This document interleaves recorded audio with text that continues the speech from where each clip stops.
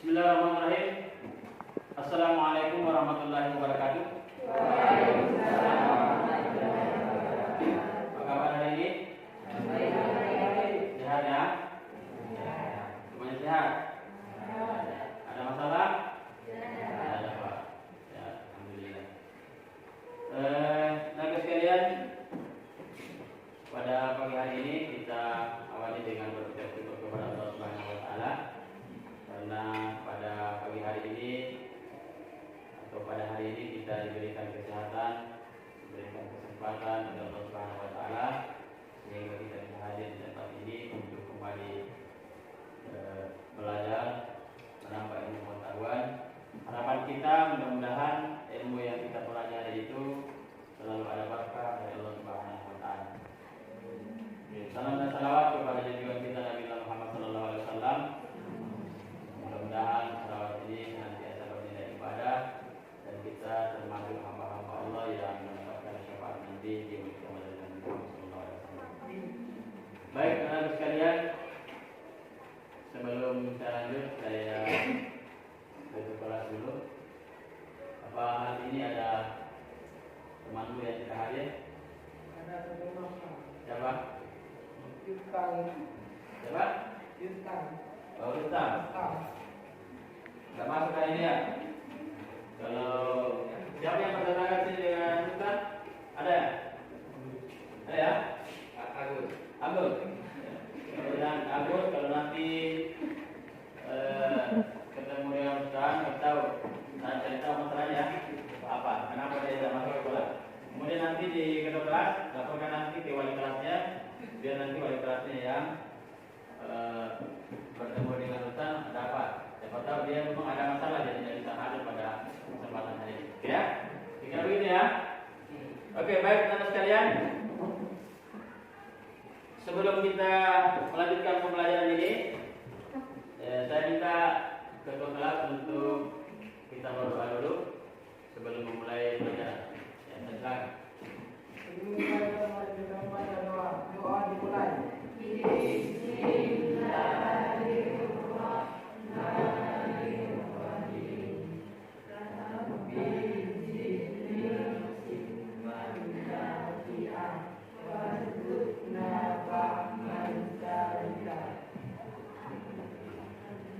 Oke, baik anak sekalian, pada kesempatan pagi hari ini ya, kita sudah melewatkan satu kompetensi dasar sebelumnya atau bab 4 menyangkut masalah betapa autentiknya kitabku. Itu yang sudah kita lewati. Nah, sekarang kita masuk pada satu kompetensi dasar yang baru ya, atau bab 5, di mana di bab 5 ini kita bisa lihat kompetensi dasarnya, kita bisa lihat di sini ya. Di pertemuan ini kita akan mencoba menganalisis ayat-ayat Al-Quran tentang manusia sebagai hamba Allah dan khalifah di bumi pada Quran surah Al-Mu'minun ayat 12 sampai 14. Kemudian di Quran surah An-Nahl 78, kemudian Quran surah Al-Baqarah 30 sampai 32 dan surah Al-Zariyat 56. Tapi untuk pertemuan kita hari ini kita hanya akan membahas satu item dari 4 item di atas ini dari Quran surah yang saya sebutkan tadi. Jadi kita akan membahas untuk pertemuan kita hari ini terkait dengan manusia sebagai hamba Allah dan khalifah di bumi pada Quran surah Al-Mu'minun atau surah ke-23 12 sampai 14. Itu yang kita menjadi materi kita pada hari ini. Nah, insya Allah kita akan bahas itu. Namun sebelumnya itu, sebentar ini saya akan membagi anak sekalian ini pada 3 kelompok. Dari 3 kelompok itu saya akan memutarkan video, sebentar ya. Saya akan memutarkan video. Dan di video itu saya arahkan untuk melihat, mengamati video yang saya putarkan sebentar di kelompoknya. Kemudian di kelompok itu nanti kamu membuat catatan dan kemudian nanti kita akan presentasikan dan kita diskusikan bersama. Oke, sudah siap ini ya? Jadi saya bagi kita kelompok ya. Jadi caranya gini, supaya adil, supaya merata pembagian kelompoknya ini saya kasih gini ya. Ini saya ini satu ke satu, itu ya. 1 2 3, 1 2 3, 1 2 3, 1 2 3, ya. 1 2 3, 1 2 3. Misalnya gabung sama yang aneh. Jadi yang 1 ke 1, yang 2 ke 2, 3 ke 3, ya. Supaya rata ya. Ya 1 2 3, 1 2 3, 1 2 3, 1 2 3, 1 2 3, 1 2 3, 1 2. Jadi karena hanya 1, ya bergabung saya ya biar yang 1 yang cepat ya. Silakan. Ya. Ya.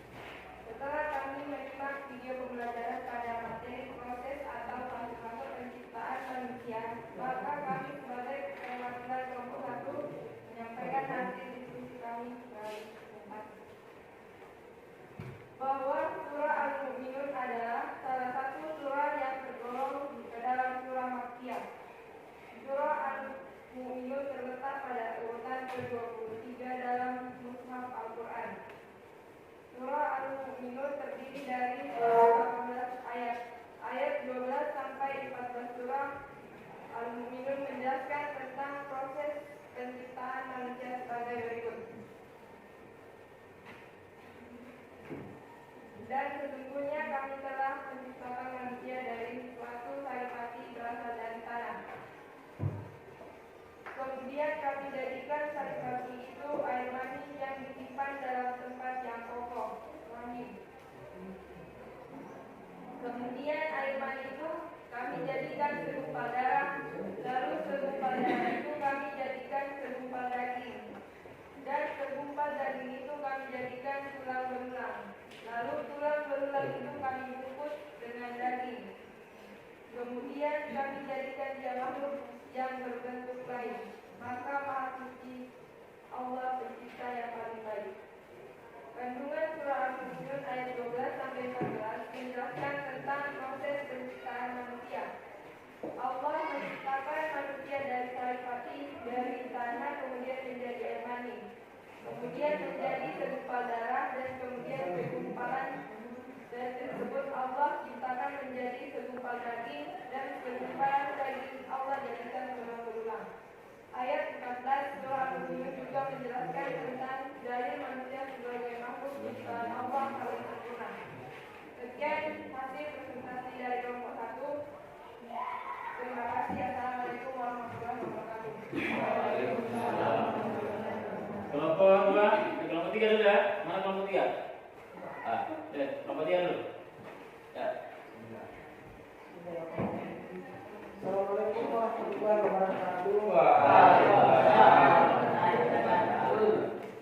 Pesertanya pengamatan kelompok 3. Setelah kami melakukan diskusi kelompok, maka berdasarkan hasil pengamatan kami melalui video tentang proses atau fase-fase penciptaan manusia, maka kami perwakilan kelompok 3 menyampaikan presentasi kami sebagai berikut. Al-Quran merupakan kalam Allah yang tidak hanya mengajarkan tentang ketauhidan, akhlak muamalah, tetapi segala sesuatu yang ada di dalam alam semesta ini telah dibuat. Tuntas di dalam Al-Quran salah satunya adalah proses terjadinya manusia ketika di dalam kandungan. Sebuah para ahli meneliti tentang perkembangan manusia di dalam kandungan jauh sebelumnya. Al-Quran telah menjelaskannya, demikian telah ditegaskan dalam Quran surah Al-Hajj ayat 5. Hai manusia, jika kamu dalam keraguan tentang kebangkitan dari kubur, maka ketahuilah sesungguhnya kami telah menjadikan kamu dari tanah, kemudian dari setetes mani, kemudian dari segumpal darah, kemudian dari segumpal daging yang sempurna kejadiannya dan tidak sempurna agar kami jelaskan kepada kamu dan kami tetapkan dalam rahim apa yang kami kehendaki sampai waktu yang ditentukan. Kemudian kami dikeluarkan kamu sebagai bayi, kemudian berangsur-angsur kamu sampai dalam kedewasaan. Dalam Quran surah Al-Mu'minun ayat 12 sampai 14, dan sesungguhnya kami telah menciptakan manusia dari suatu saripati berasal dari tanah. Kemudian kami jadikan saripati itu mani yang disimpan dalam tempat yang kokoh. Kemudian air mani itu kami jadikan segumpal darah, lalu segumpal darah itu kami jadikan segumpal daging, dan segumpal daging itu kami jadikan tulang belulang. Lalu tulang belulang itu kami bungkus dengan daging, kemudian kami jadikan dia makhluk yang berbentuk lain. Maka Maha Suci Allah Pencipta yang paling baik. Dewasa ilmu para ahli psikologi berat telah melakukan penelitian tentang perkembangan manusia sebelum lahir yang dalam ilmu psikologi disebut dengan masa prenatal. Ada beberapa tahap yang terjadi dalam perkembangan bayi sebelum lahir. Sebagai berikut akan dijelaskan. Tahap pertama, tahap germinal atau germinal stage. Tahap germinal sering juga disebut dengan periode zigot, ovum atau periode nutfah. Adalah periode awal kejadian manusia. Periode ini terjadi sejak terjadinya pertemuan antara sel sperma laki-laki dengan sel telur perempuan yang dinamakan pembuahan. Saat itulah sel sperma dan sel telur bergabung dan membentuk sel baru yang disebut zigot. Tahap kedua tahap embrionik atau embryonic stage. Tahap kedua periode prenatal ini disebut dengan embrio, yaitu segumpalan darah yang semakin membeku. Tahap embrio ini dimulai sejak 2 minggu sampai 8 minggu setelah pembuahan. Tahap ketiga tahap janin. Periode ketiga ini terjadi pada minggu ke-9 kehamilan, yang dinamakan dengan periode lotus atau janin. Pada periode ini ciri-ciri fisik orang dewasa sudah mulai terlihat. Dan pada umur 4 bulan, syukran selamat untuk mengungkapkan rasa syukurnya kepada Allah. Periode prenatal ini akan membawa pengaruh terhadap perkembangan individu baru di masa mendatang. Demikian presentasi kami. Terima kasih. Assalamualaikum warahmatullahi wabarakatuh. Waalaikumsalam. Untuk selanjutnya kelompok berapa lagi? Kelompok 2 ya? Silakan kelompok 2. Dengarkan yang lain ya, supaya nanti bisa menanggapi. Ya. Assalamualaikum warahmatullahi wabarakatuh. Presentasi hasil pengamatan kelompok 2. Berdasarkan pengamatan kami dari penayangan video pembelajaran terkait proses penciptaan manusia pada fase penciptaannya sesuai dengan yang dijelaskan pada Quran surah Al-Mu'minun ayat 12 sampai dengan 14. Maka kami perwakilan kelompok 2 menyampaikan presentasi kami bahwa manusia mempunyai komposisi khusus dalam perpaduan antara unsur ini dalam presentasi kadarnya. Tidak ada seorang pun yang memiliki kesamaan kadar unsur-unsur yang membentuk tubuhnya. Allah Subhanahu wa Ta'ala telah mengatur itu semua dengan kekuasaan dan pengetahuannya. Dia telah menetapkan komposisi unsur-unsur tanah ini sesuai kehendaknya. Inilah tahapan pertama bagi penciptaan manusia dari unsur tanah.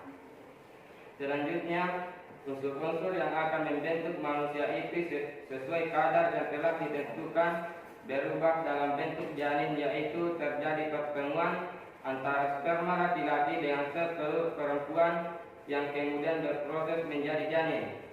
Demikianlah Allah Subhanahu wa Ta'ala menetapkan unsur-unsur tanah dan air mani untuk menciptakan seorang manusia. Janin pada pertama kalinya terbentuk dari sel yang ditanam, zigot yang dihasilkan dari pembuahan antara sperma dan sel telur. Kandungan sifat keturunan yang dimiliki oleh masing-masing orang tua yang dibawa melalui kromosom inilah yang mengarahkan pembentukan janin dan perkembangannya. Namun sebelum proses pembentukan janin dan perkembangannya terjadi proses penentuan jenis kelaminnya, dikarenakan adanya perbedaan perkembangan antara janin laki-laki dan perempuan dan perbedaan anggota tubuhnya. Yang berfungsi untuk menentukan jenis kelamin ini adalah nutfah. Hal ini sebagaimana dijelaskan oleh Al-Quran secara ringkas dalam firman Allah, dan Allah menciptakan kamu dari tanah, kemudian dari air mani. Quran surah Al-Hijr 26. Setelah penentuan jenis kelamin janin pada proses pemindahan kandungan sifat keturunan orang tua yang dibawa oleh kromosom, selanjutnya ada periode berikutnya, yaitu periode alaka atau segumpal darah. Pengambilan gambar atas janin pada periode ini dalam bentuk yang membeku, di mana anggota tubuh belum terbentuk. Setelah dilakukan pengambilan gambar pada periode selanjutnya, didapatkan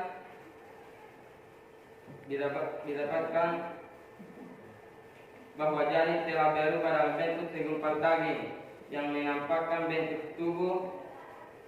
Daging ini kemudian menempel di dinding rahim sampai waktu yang ditentukannya, yaitu waktu kelahiran. Rahim bagi janin adalah seperti tempat tinggal di mana ia menetap di dalamnya selama beberapa waktu tertentu sampai saatnya ia keluar ke alam dunia. Dari penjelasan ini, apa yang dibuktikan oleh ilmu pengetahuan modern dengan bantuan teknologi canggih telah dijelaskan oleh Al-Quran 14 abad yang lalu.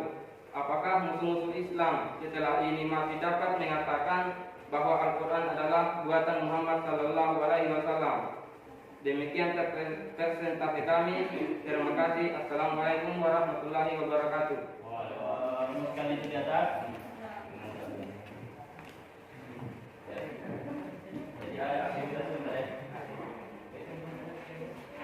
Ke sana. Alhamdulillah pada pagi hari ini kita sudah melakukan pembelajaran. Kita sudah presentasi, kemudian kita juga sudah mendiskusikan dan mengambil kesimpulan yang bisa kita petik dari materi ini. Selanjutnya, tolong ini ya, tolong diperhatikan. Selanjutnya Bapak akan menyampaikan penguatan tentang materi kita pada hari ini. Materi kita hari ini adalah kita menganalisis tentang Quran surah Al-Mu'minun ayat 12 sampai 14, yaitu terkait dengan fase-fase penciptaan manusia. Ini sudah saya sebutkan tadi. Saya cuma ingin memberikan penguatan dari materi itu bahwa manusia itu diciptakan berasal dari sari pati tanah. Apa yang disebut dengan sari pati tanah? Sari pati tanah itu yang dikonsumsi oleh manusia, ya, dia binatang juga begitu ya. Semua punya itu. Dia konsumsi itu yang menjadi sumber apa yang disebut dengan sperma. Jadi semua itu binatang juga punya, manusia juga punya. Kemudian dari sari pati tanah ini berubah masuk menjadi nutfah. Ya. Summa khalaqna nutfatan. Ya. Summa khalaqna nutfatan, dia menciptakan dari nutfah itu ya, berasal dari pati tanah kemudian menjadi nutfah.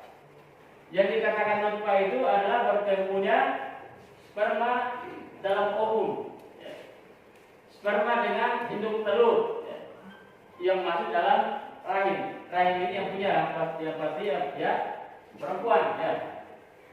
Tidak ada rahimnya yang laki-laki. Ya. Yang ada itu rahimnya perempuan. Jadi ini nutfah ini bertemunya sperma laki-laki dan induk telur perempuan yang berada dalam rahim. Tsumma khalaqna nutfatan. Ya, kemudian dari nutfah itu tsumma khalaqna nutfatan 'alaqatan. Dari nutfah itu menjadi alaqatan. Alaqa itu menjadi segumpal darah. Ya. Tidak langsung menjadi bayi ya. Dia dulu Al-Quran sudah menjelaskan alaqa itu adalah segumpal darah. Jadi menjadi darah dulu yang menempel pada dinding rahim. Bahkan rahim kecil itu bisa menempel itu. Ya. Dari situ kemudian dari alaqa tsumma khalaqna nutfatan 'alaqatan fa khalaqna al-'alaqata mudghah. Kemudian dia menjadi mudghah. Apa yang disebut dengan mudghah? Adalah dia menjadi segumpal daging. Jadi prosesnya itu dari nutfah, ya, nutfah menjadi alaqa, segumpal darah, kemudian dari alaqa itu menjadi segumpal daging. Nah, ini berbentuk. Kemudian dari summa khalaqna nutfatan 'alaqatan fa khalaqna al-'alaqata mudghatan fa kasawna al-'idhama lahman. Kemudian dari ini berubah menjadi tulang belulang, kemudian di lahman itu tulang belulang kemudian dibungkus oleh daging. Prosesnya bagaimana? Ini membutuhkan waktu berapa? Ya. Kalau dari sini dari nutfah ke alaqa itu diterangkan dalam Al-Quran itu 40 hari. Selalu ada perubahan. Jadi 40 hari nutfah, 40 hari alaqa, 40 hari di mudghah, kemudian lahman. Ya. Kemudian dia sudah berbentuk. Kemudian dijelaskan dalam ayat lain di surah As-Sajdah itu, kalau sudah sempurna jadi bayi, jadi berbentuk, sudah ada bentuknya. Fatabarakallahu ahsanul khaliqin, Allah itu sudah maha suci menciptakan dalam bentuk yang lain. Artinya dia bisa berbentuk jadi manusia. Dari sekian bentuk manusia itu kemudian Allah Subhanahu wa taala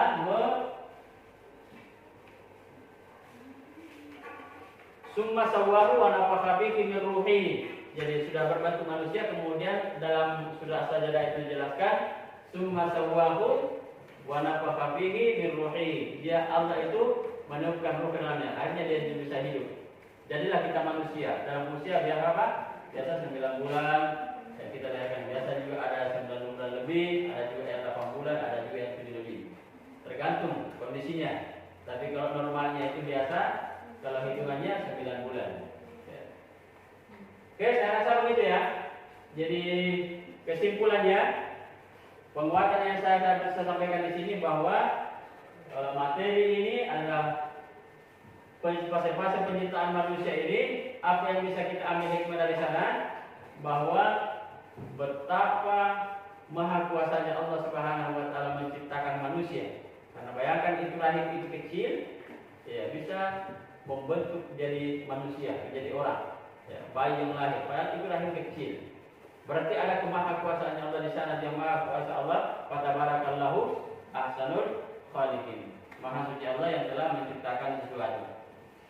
Kemudian kedua, hikmah yang bisa kita ambil dari pembelajaran materi ini adalah bahwa disinilah membuktikan bahwa Al-Quran itu adalah firman Allah yang benar-benar autentik. Disinilah kita buktikan bahwa kebenarannya Al-Quran. Kenapa? Karena sekitar 14 abad yang lalu Nabi sudah menyampaikan lewat wahyu yang diberikan oleh Allah kepadanya. Belum ada teknologi. Nabi Muhammad itu tidak pernah belajar ilmu kedokteran. Ya. Nabi Muhammad itu tidak pernah belajar ilmu kedokteran. Tapi sudah menyampaikan ayat ini di surah Al-Mu'minun, Quran surah Al-Mu'minun ayat Quran surah 23 ayat 12 sampai 14. Proses penciptaan manusia. Lalu kemudian ilmu teknologi berkembang, sains berkembang, baru kemudian dia menyampaikan bahwa begini proses manusia. Artinya keadaan sekarang itu tidak bertentangan dengan Al-Quran, menunjukkan bahwa Al-Quran itu adalah kitab yang sangat autentik. Oke, saya rasa untuk kesimpulan hari ini, insya Allah kita akan bertemu lagi pada pembelajaran berikutnya. Insya Allah pada pembelajaran yang lanjutan daripada materi ini, kita akan bahas tentang surah An-Nahl 78. Ya. Quran surah An-Nahl ayat 78 ini terkait juga dengan manusia. Setelah manusia dilahirkan ke dunia, ya, dalam keadaan tidak berdaya apa-apa, kemudian diberikan kesempurnaan yang diberikan indera penglihatan, indera pendengaran, dan indera hati atau hati nurani. Ini nanti akan kita bahas pada pertemuan berikutnya. Saya rasa demikian, teman-teman sekalian. Sebelum kita menutup atau menyudahi pembelajaran kita pada hari ini, mari kita berdoa dulu. Dan saya kembali persilakan untuk ketua kelas untuk berdoa. Silakan. Ya. Ya. Setelah pembelajaran selesai, mari kita baca doa-doa dimulai.